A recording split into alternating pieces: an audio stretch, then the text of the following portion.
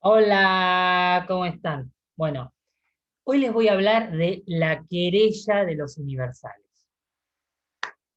pero voy a dar un par de ideas simplemente para introducir el problema. El problema de los universales ya tiene sus antecedentes en la antigüedad. El- la querella de los universales se refiere a la querella del siglo XII, pero bueno, como les decía, el problema tiene sus orígenes ya desde Aristóteles. ¿Qué es un universal? ¿Cuál es el problema con el universal? El universal se refiere a aquello que se dice de muchos. Tenemos, por un lado, el universal o lo universal y por el otro lado los entes individuales. Y esto corresponde a diferentes tipos de proposiciones en el lenguaje. La proposición universal efectivamente se refiere a aquella que se refiere a muchos, ¿no? En cambio, las proposiciones particulares se refieren a los entes individuales. De modo que por un lado tenemos los seres humanos individuales y por el otro tenemos el universal, el hombre, como el universal, tal como aparece en estos autores. Pero bueno, podemos hablar de ser humano. Eh, Bien, la cuestión ya aparece en Aristóteles, va a ser retomada por Porfirio, un filósofo neoplatónico, discípulo de Plotino. Pero bueno, quiero situar dos posiciones opuestas que se dan en el siglo XII. Por un lado, tenemos el realismo y por otro lado tenemos el nominalismo. El realismo es llamado así porque sostiene que el universal es una cosa en la realidad.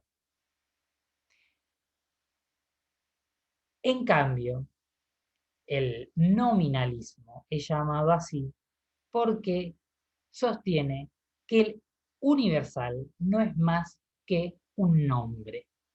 Es decir, el nominalismo le quita la realidad al universal, le quita su estatuto de cosa en la realidad, tal como lo hacía el realismo. Em, Como exponente del realismo, podemos nombrar a Guillermo de Champeau, un maestro de París de aquella época, referente de esta posición.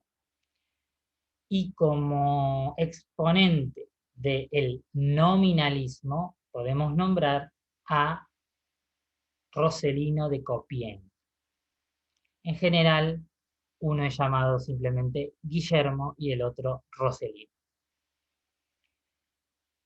Eh, Estos dos pensadores fueron maestros del el pensador central en el tema de la querella de los universales del siglo XII, que es Pedro Abelardo. Lo que hace Pedro Abelardo es pasar por la enseñanza de cada uno de estos maestros y luego eh, reformular y rebatir la teoría de cada uno.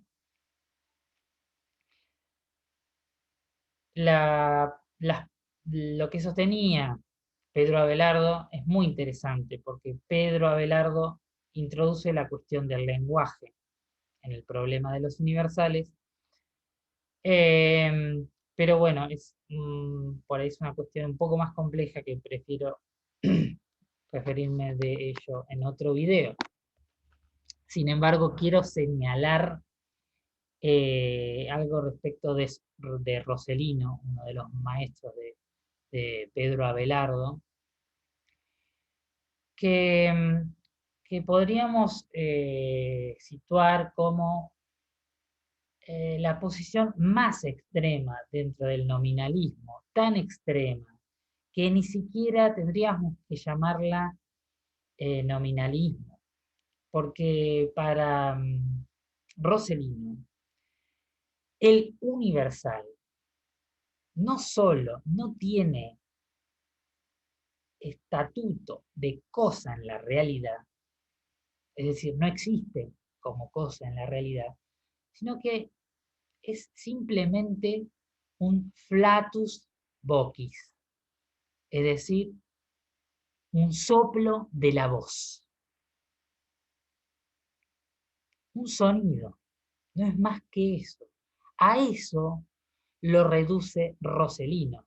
Esto es para que puedan pensar esta radical oposición entre el realismo, que sostenía que el universal es una cosa, de aquello a lo que lo reducía la posición de Rossellino, que en tanto dice que el universal no es más que un soplo de la voz, un sonido, podría ser llamado vocalismo o verbalismo. Esa sería una denominación más correcta para hablar de la posición de Rossellino. Bueno, Pedro Abelardo va a responder a estas posiciones tan radicales. Pero bueno, eso lo vamos a ver en otro video, porque si no se va a hacer muy largo. Si les sirvió este video, si les interesó, si les gustó, me pueden dejar un like, pueden suscribirse al canal y les agradezco por la atención. Hasta luego, chau chau.